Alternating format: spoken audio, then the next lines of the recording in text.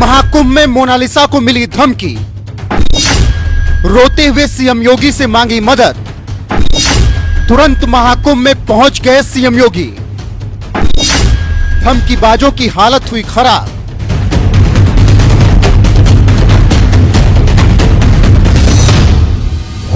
Star बन जाने से खुशी तो मिल रही है, लेकिन भीड़ की वजह से माला नहीं बेच पा रही हूँ।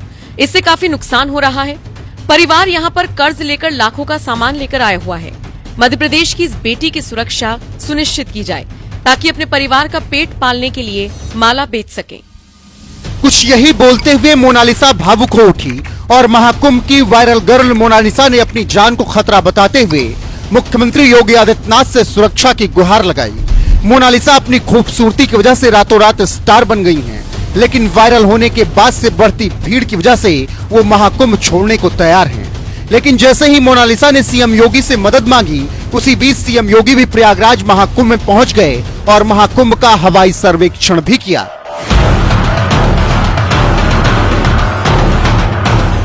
सीएम योगी ने महाकुंभ का हवाई सर्वेक्षण करने के साथ ही महाकुंभ में 22 जनवरी को प्रस्तावित कैबिनेट की बैठक और 29 जनवरी को होने वाले मौनी अमावस्या अमृत स्नान पर्व की तैयारियों की समीक्षा की। इसके अलावा सुरक्षा व्यवस्था को लेकर अधिकारियों से मिले और फिर से आदेश दिया कि किसी को भी कोई भी परेशानी नहीं होनी चाहिए। किसी भी तरीके की दिक्कत किसी भी श्रद्धालु को महाकुंभ में नहीं होनी चाहिए। ऐसे में मोनालिसा को जिस तरह से कुछ अराजक तत्वों की वजह से परेशानी उठानी पड़ रही है, उन धमकीबाजों की भी खबर प्रशासन लेने को तैयार है।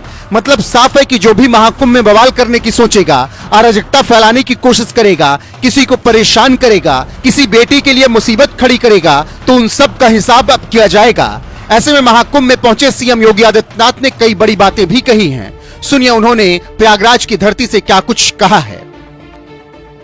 आदरणीय प्रधानमंत्री जी ने जो विजन दिया है महाकुंभ के लिए,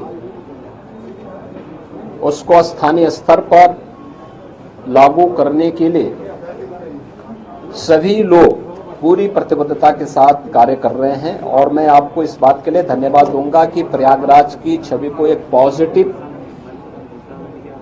तरीके से महाकुंभ के बहाने आप लोगों ने प्रस्तुत करने का कार्य किया और उसको लगातार आगे बढ़ा रहे हैं। इस दौरान हमारे सामने पौष पूर्णिमा और मकर संक्रांति के जो मुख्य स्नान थे वे संपन्न हो चुके हैं और आगामी जो स्नान है, जिसमें मौनी अमावस्या का स्नान 29 जनवरी को और बसंत पंचमी का 3 फरवरी को, ये 2 बड़े महास्नान हैं जो कुंभ की शोभा है। इस महाकुंभ की शोभा है। 7,000 से अधिक संस्थाएं अब तक यहां पर आ चुकी हैं और मेरा मानना है, आज मैंने पूरे महाकुंभ एरिया का सर्वे किया है। प्रातः काल से हम लोग देख रहे हैं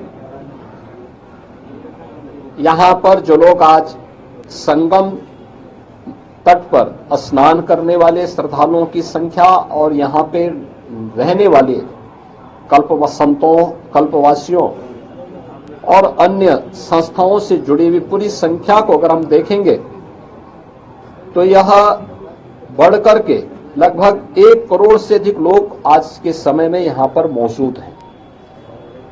यानी इतनी बड़ी संख्या, और उसके लिए पूरी तत्परता के साथ यहां पर सभी विभाग मिलकर के, केंद्र और राज्य सरकार के सभी विभाग मिलकर के पूरी प्रतिबद्धता के साथ लग करके उनकी सुविधा के लिए, उनकी सुरक्षा के लिए, भव्य दिव्य और डिजिटल कुंभ की परिकल्पना को साकार करने के लिए, उनकी आस्था को सम्मान देते हुए और आधुनिकता के साथ जोड़ने के लिए कार्य हो रहा है।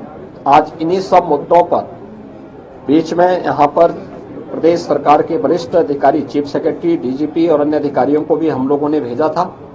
आज एक बार हम लोगों ने फिर कितना कुछ और आगे बढ़े हैं। 29 और 3 फरवरी के महास्नान के आयोजन को ध्यान में रख करके पूरी व्यवस्था का हम लोगों ने अवलोकन किया है और मुझे पूरा विश्वास है कि भगवान प्रयागराज और मां गंगा की कृपा से हम लोग यहां पर इन दोनों स्नानों को भी सकुशल संपन्न करने में सफल होंगे। हंगामा टाइम्स की तमाम खबरों को देखने के लिए हंगामा टाइम्स को सब्सक्राइब कर लीजिए और बेल आइकन दबा लीजिए। अगर आपको ये वीडियो अच्छा लगा हो तो लाइक बटन प्रेस कर अपनी प्रतिक्रिया हमारे कमेंट बॉक्स में देना मत भूलें।